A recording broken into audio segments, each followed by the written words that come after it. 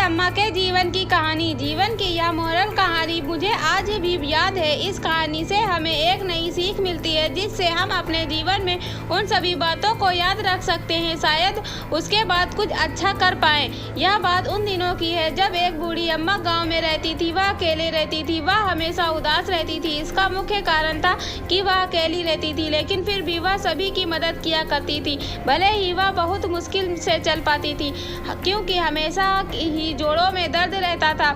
यह सर्दियों की रात थी। वह बूढ़ी अम्मा अपना भोजन बना चुकी थी। जैसे जैसे रात बीत जाएगी तो आंखों से कम नजर आएगा, इसलिए वह जल्दी ही भोजन बना लेती है। उसके बाद अपने घर में आराम करेगी, उन यादों को याद करेगी जो कि याद करने से थोड़ी खुशी मिलती है। बूढ़ी अम्मा खाना खा चुकी थी, अब उसे आराम करना था क्योंकि कुछ समय बाद ही अंधेरा हो जाएगा। फिर वह बाहर कुछ भी देख नहीं सकती। वह कुछ आवाज सुनती है, उसे लगता है कोई घर से बाहर है। तुम कौन हो? वह आवाज लगाती है मगर कोई जवाब नहीं देता है। उसे फिर ऐसा लगता है शायद कोई वहम हो सकता है क्योंकि कोई जवाब नहीं मिल रहा था।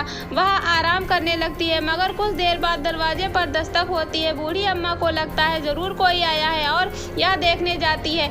जब दरवाजा खोलती है सामने एक लड़का खड़ा था। वह उसे नहीं जानती है। वह बूढ़ी अम्मा कहती है तुम कौन हो? मैं अकेला हूँ मगर किसी ने भी मेरी मदद नहीं की। मैं दूसरे गांव से यहाँ पर आया हूँ। उस गांव में बाढ़ आ गई है जिससे सब कुछ बह गया। अब मेरे पास कुछ भी नहीं है। मुझे डर भी लग रहा है, कोई भी मेरी मदद नहीं कर रहा है। जब यह सब कुछ बूढ़ी अम्मा ने सुना तो उसे बहुत दुख हुआ था। वह 12 साल का लड़का अब कहाँ जाएगा? वह अम्मा कहती है तुम अंदर आ जाओ। वह लड़का अंदर आ जाता है। बूढ़ी अम्मा के लिए थोड़ा बचा हुआ भोजन लाती है, वह खाता है। वह लड़का खाते रो भी रहा था। उसे लग रहा था कि कोई भी उसकी मदद नहीं करेगा। तुम रोना बंद करो। सभी लोग ने उसे यह कहकर जाने को कहा था कि हम तुम्हें नहीं जानते, इसलिए कोई भी मदद अपने पास रखने को तैयार नहीं था। बूढ़ी अम्मा कहती है तुम्हें परेशान होने की जरूरत नहीं, हम दोनों यहाँ पर रह सकते हैं। मुझसे तुम्हारा दुख नहीं देखा जाता।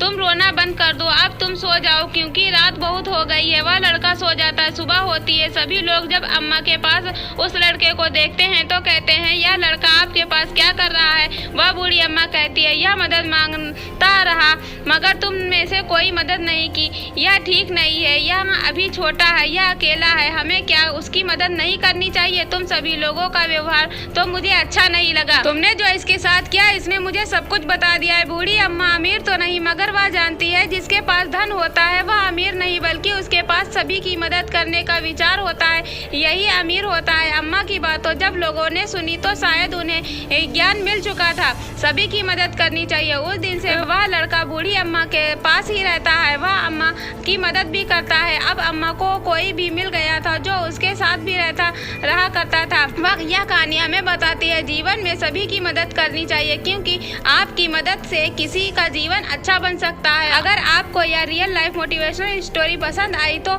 शेयर जरूर करें, कमेंट करके बताएं वीडियो कैसी लगी। वीडियो को लाइक एंड चैनल को सब्सक्राइब जरूर करें।